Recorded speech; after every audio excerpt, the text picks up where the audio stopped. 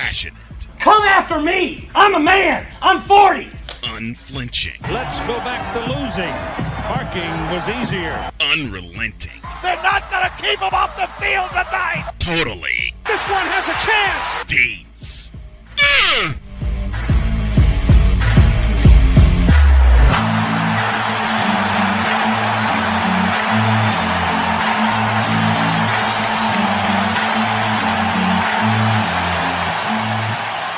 That's not just a murmur, that's a full-blown fibrillation. Open the doors of Valhalla. Chris Dietz is here, as he is with us every Thursday morning to talk all things college football. Morning, Dietz. Morning, guys. What's going on? Not much, man. How are you? I'm doing all right. It was a rough weekend. I had a wedding. I had a wedding this weekend, so it was always a fun time. Well, yeah, weddings are fun. I know mine was, especially with all the people that were there. But the thing about my wedding was it occurred on a Tuesday, as y'all remember, because I honored my dad's birthday, June 25th of 2019. All right, Dietz, I cannot use the word you used toward me after Georgia beat Texas on Saturday night, but it was that kind of show with all that happened in college football last weekend. This was possibly the worst weekend for college football. I mean, for what happened in Texas, the Longhorns should be ashamed of themselves. The SEC should be ashamed of themselves. Yep. The referees should be ashamed of themselves. Everyone involved in that. And this could have cataclysmic effects because everybody saw that everybody had eyeballs on this game. And everybody just saw, hey, if we get our crowd in enough of a frenzy, we can get a call changed. And that's exactly what happened. That's a disaster. And that goes beyond. It was the right thing to reverse the call. Yep. But once they started throwing stuff on the field, you can't do it. No. You just have to go, you know what? We cannot have that image of the fans threw stuff on the field and we changed the call. Because now it's going to set the precedent that any team can do it. And now the fan bases are going to have that in their heads like, hey, maybe we can alter the game to our favor now. Right. And that's exactly the way it looked when Chris Simpson and I were calling the game, and they clearly said interception, and then they called pass interference. But then there was like a 10-minute delay, people throwing stuff on the field. And Texas, you should be ashamed of yourselves for allowing that to happen for allowing that to happen with your fans. Bottlegate anybody? Now they get a call reverse, but they still got socked in the mouth. The last thing you want to be is compared to Cleveland in football season. Dear God, yes. That's just ridiculous. Yeah, it was a bad look, and the game was enough. I mean, the game was exactly what we talked about last week on this program. Was, can Texas take a punch? And we saw they got punched in the mouth, and it was Buster Douglas hitting Mike Tyson. That's the kind of punch they got. It was repeated punches. It was repeated. They got repeatedly punched. And I said something during the broadcast on Saturday, and Shane, you caught it. All right. Matter of fact, everybody that tuned in caught it when I said whoever scores first in this game, because there was definitely a feeling out process, will lift the lid off this place. And wouldn't you know it, Georgia scored first, and they kept punching them in the mouth, Dietz.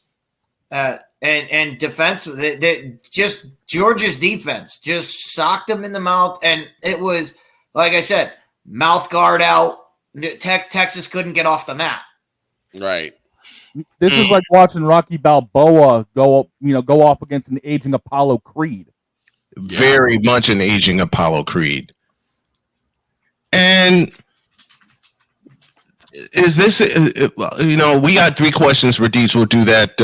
We'll do that next segment. But now let's go to our top 15. This is Dietz's top 15, and it's presented by BetUS.com. We reviewed the game of the week that everyone was watching, which was Georgia and Texas. Congrats to Georgia for the win. You will see both teams in this top 15, but we start at 15, and this team has a big game coming up this week. That's the Texas A&M Aggies.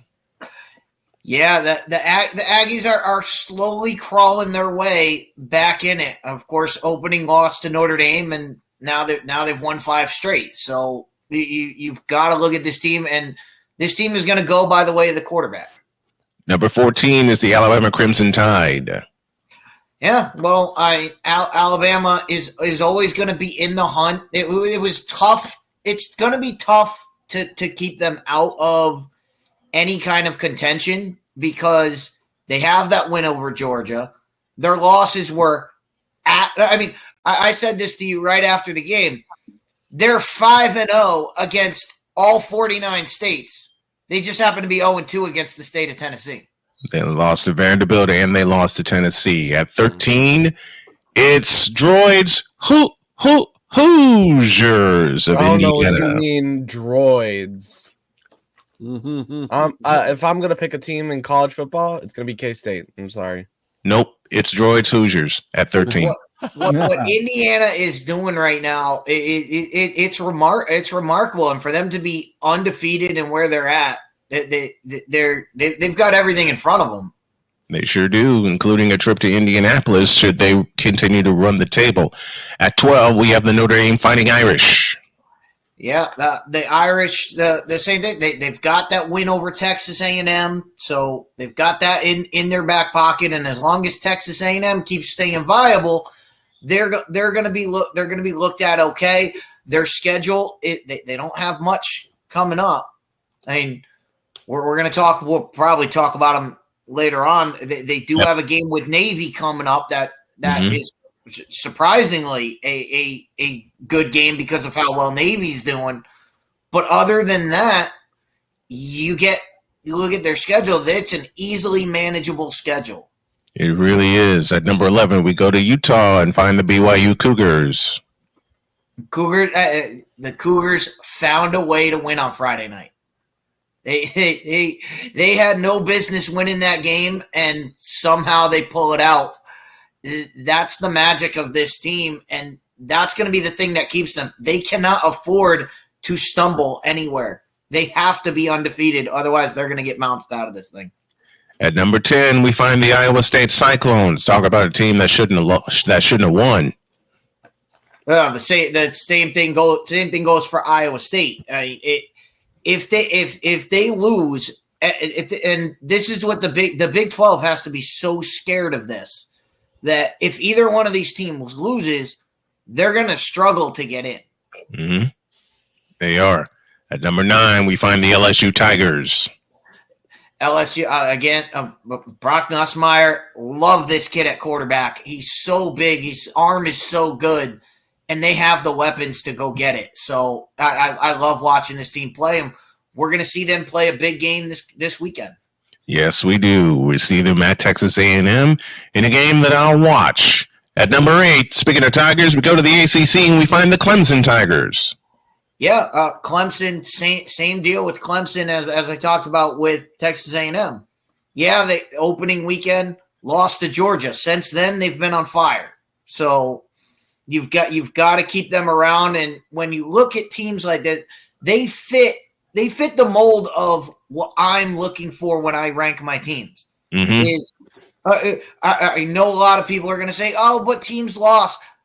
It's not about who you lose to. It's when you lose, how you lose, and who you lost to. Yes, they lost to Georgia. That's not a knock against them. No, it's not.